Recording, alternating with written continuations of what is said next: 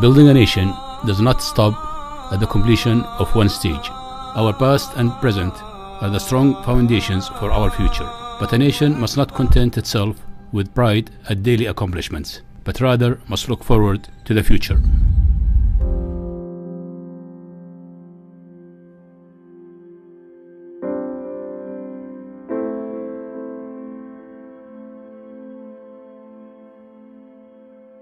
أعاهد الله ثم أعاهدكم أن أتخذ القرآن دستوري والإسلام منهجي، وأن يكون شغلي الشاغل إحقاق الحق وإرساء العدل وخدمة المواطنين كافة.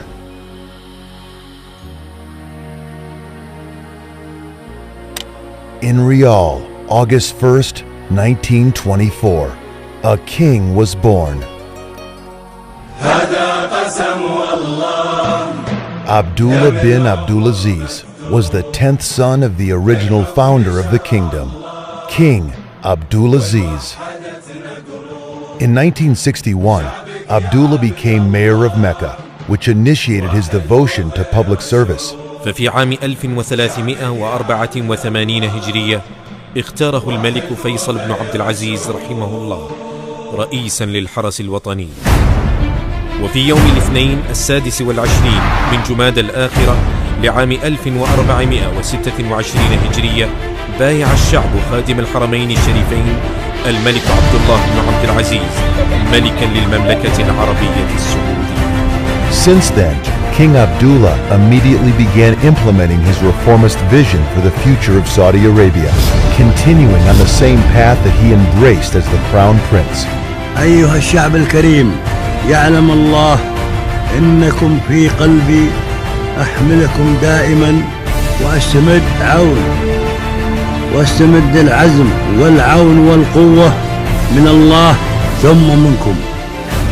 والسلام عليكم ورحمة الله وبركاته، ولا تنسوني من دعاكم. For them to know the world and for the world to know them. You know, students are given a very comfortable living, and we're very thankful for that, but at the same time you have to work hard to get to where you want to be, you want to reach, you know? A prominent example of his reformed visions, even before he ascended the throne, was the initiation of the King Abdullah Scholarship Program. فرحة الجميع هي فرحتي طبعا، فرحة أمي، فرحة إخواني. أنا أول ما سلمت على أمي قلت لها هذه الشهادة تقدير لك مو تقدير لي. Given the fact that 50% of Saudi Arabia's population is under 25 years old, with 2/3 of the country's population under the age of 29, he realized both the challenge and opportunity in that. The human infrastructure of the country became one of his most passionate objectives. أول شيء أحب أبارك الإخوان المتخرجين وأقول لهم عقبال إن شاء الله الدراسات العليا. Study and living expenses are paid for by the King Abdullah Scholarship Program. Since it was established in 2005, the program has grown rapidly. The program is helping train the kingdom's future leaders. When King Abdullah ascended the throne in 2005, there were only 8 universities. Today, that number has more than tripled. These government-sponsored universities offer free education to all Saudis. In addition, an unprecedented focus was given to creating more vocational colleges to meet job market needs. The jewel of education in Saudi Arabia was KAUST, the King Abdullah University of Science and Technology. Was founded in 2009 and focuses exclusively on graduate education and research. King Abdullah Scholarship Program was growing into the world's largest government-funded scholarship program in history. To achieve our true potential, we must utilize the resources that Allah has bestowed on us. King Abdullah's ambitious visions of reform went beyond investing in education and into diversifying the economy. Building an economy that was not solely based on oil became a strategic objective. King Abdullah Economic City, as it's called, has the hopes of the nation riding on it, quite literally. This city is going to be half the size of total Bahrain And 3 times Manhattan. 3 times the size of Manhattan? Manhattan, yes. That's huge. Absolutely. And you're building it from scratch? From scratch. About an hour from Jeddah and close to Makkah and Medina, the city occupies a strategic location on the Red Sea's western coast of Saudi Arabia. The seaport, a major international shipping hub. The industrial zone, a hub of manufacturing, distribution and plastics industries. The resort area, a luxurious holiday destination.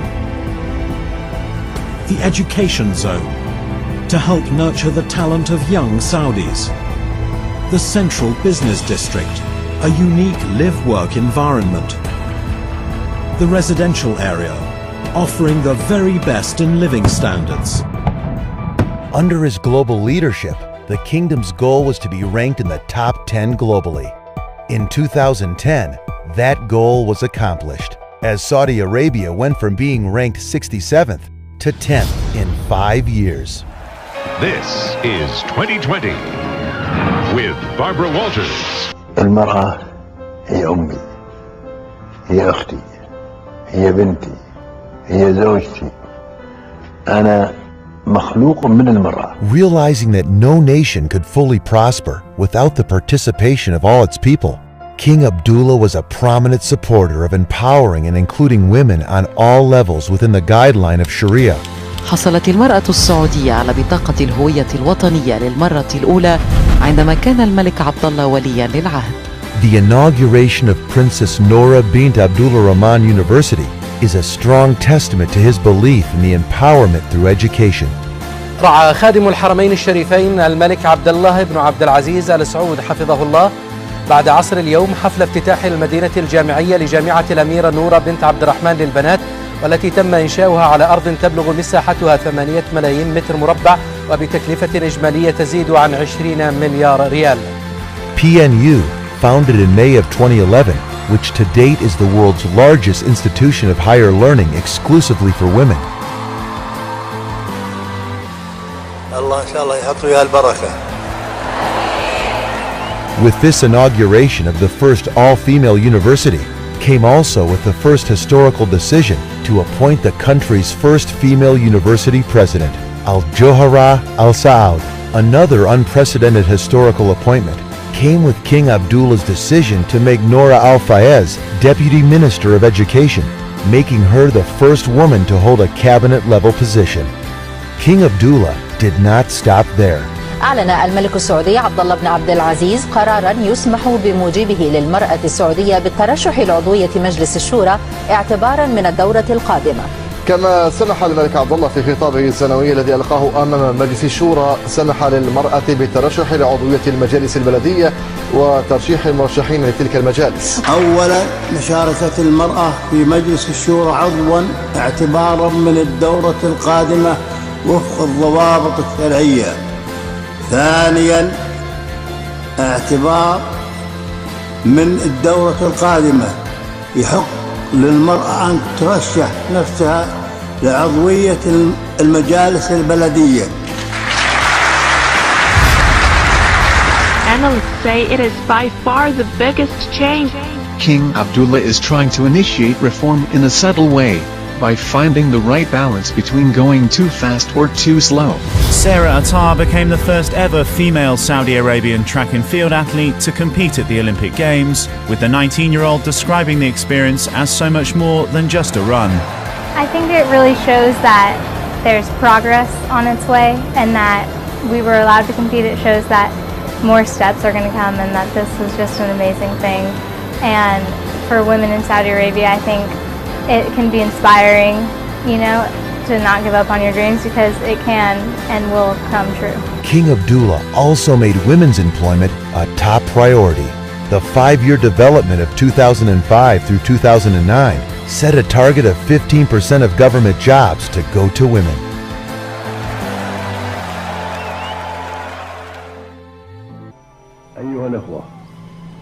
My fellow countrymen, we have seen some important developments in recent months, one of which is the convening of the National Intellectual Dialogue. This forum, which brought together the best of the country's elites, discussed some national issues in a loving atmosphere of Islamic tolerance. I have no doubt at all that the establishment of the centre and its activities in spearheading public debates will be a historical achievement by providing additional channels for the articulation of constructive ideas and discourse. One of King Abdullah's most courageous initiatives was creating the King Abdulaziz National Forums in his father's name.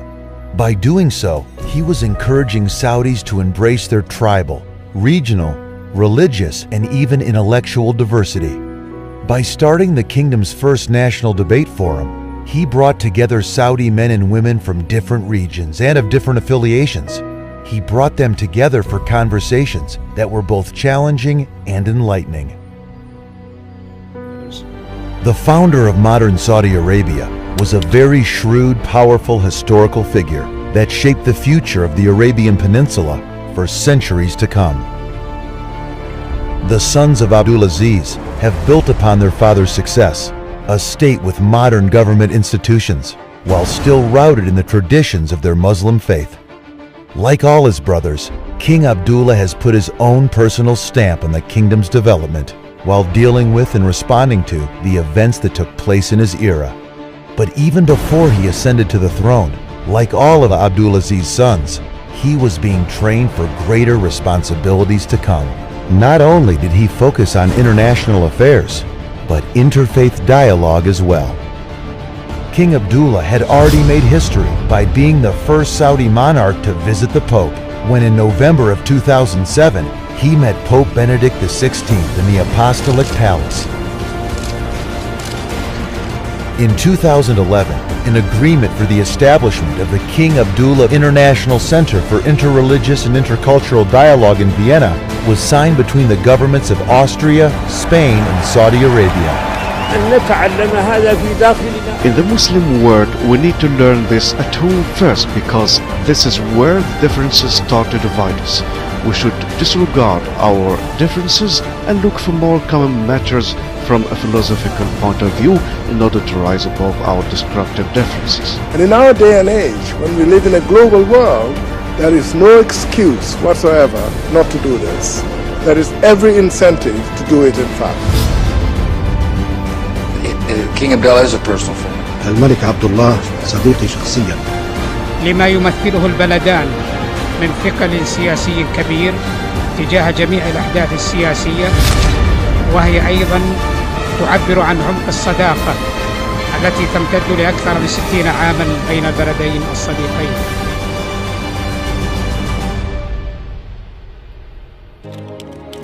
One of King Abdullah's most complex responsibilities was improving Saudi Arabia's healthcare. An initial way of doing so was to increase awareness. The kingdom has become more active in terms of organizing activities on health awareness with national campaigns. Perhaps the greatest achievement was the development of 7 state-of-the-art medical cities, 5 in Riyadh, 1 in Mecca, and 1 in Dammam.